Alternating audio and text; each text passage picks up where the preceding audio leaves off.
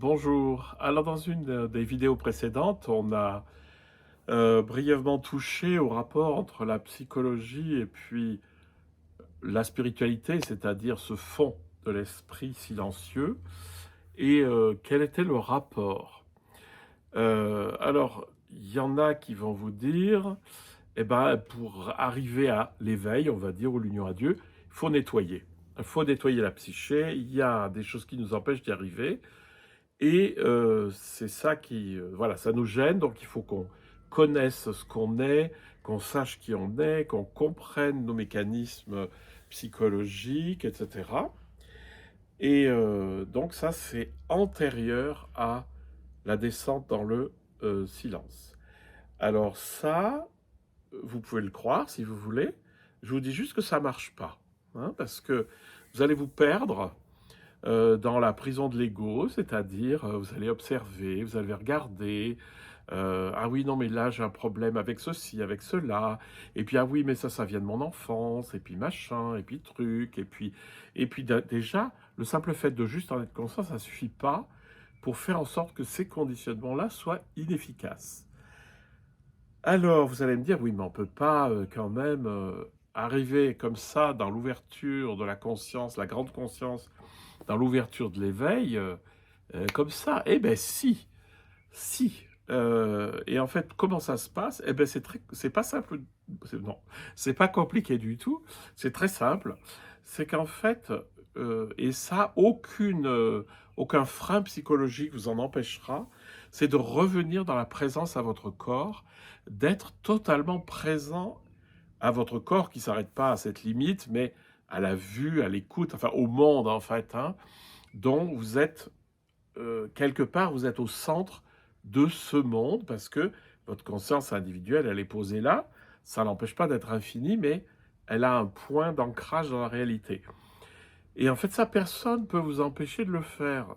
C'est-à-dire, même si vous êtes enfin, soit des agités du bocal, soit dépressifs graves, soit vous ayez des pathologies, etc.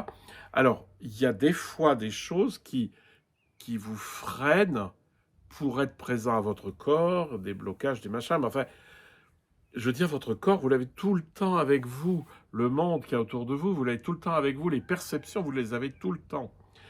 Donc, vous pouvez toujours rentrer dans la grande présence à vous-même et au monde qui vous entoure, c'est-à-dire au monde, quoi. Et c'est à partir de là que vous allez rentrer dans le grand silence. Et là, vous pouvez y aller, vous y êtes dans l'éveil. Ce qui est intéressant par rapport à la psychologie, parce que jusqu'à présent, vous allez me dire, ben, jusqu'à présent, on n'a pas parlé. Ben non, parce qu'il faut partir de cette grande présence de l'éveil qui est aimante, qui est très simple, hein, c'est notre état naturel, hein, je répète. Hein, c'est pas un truc qui est donné une fois par siècle à un zozo au sommet de l'Himalaya, ça c'est pas vrai. Sinon, ça n'a aucun intérêt, l'éveil. C'est comme de vouloir gagner le gros lot à la loterie nationale française, quoi. Ça sert à rien. Euh, alors, donc, comment ça se passe? Eh bien, une fois que je suis dans le grand éveil, qui est mon état naturel, en fait, il y a peut-être des choses qui vont me revenir de ma structure parce que je vais observer mes comportements et je vais voir, tiens, celui-là, il est peut-être influencé par quelque chose et de le voir. Mais c'est surtout que, comme je le vois du point de vue de la grande conscience aimante, j'y accède beaucoup mieux puisque je me regarde avec bienveillance, je vais les voir, je vais leur faire un petit coucou affectueux en disant ah ben tiens je t'avais pas vu toi, et puis c'est tout, et puis on lâche et on les oublie, être dans un grand oubli de soi-même, Maître Eckhart. Et donc ça ne veut pas dire qu'à un moment donné, on n'aura pas besoin de quelqu'un qui nous écoute pour qu'on puisse se dire et qu'on puisse recevoir en retour euh, des informations, des pensées, des réflexions qui vont nous nourrir et nous aider. Mais en aucun cas, il va falloir croire que il faut d'abord faire un travail psychologique avant de se consacrer à la spiritualité.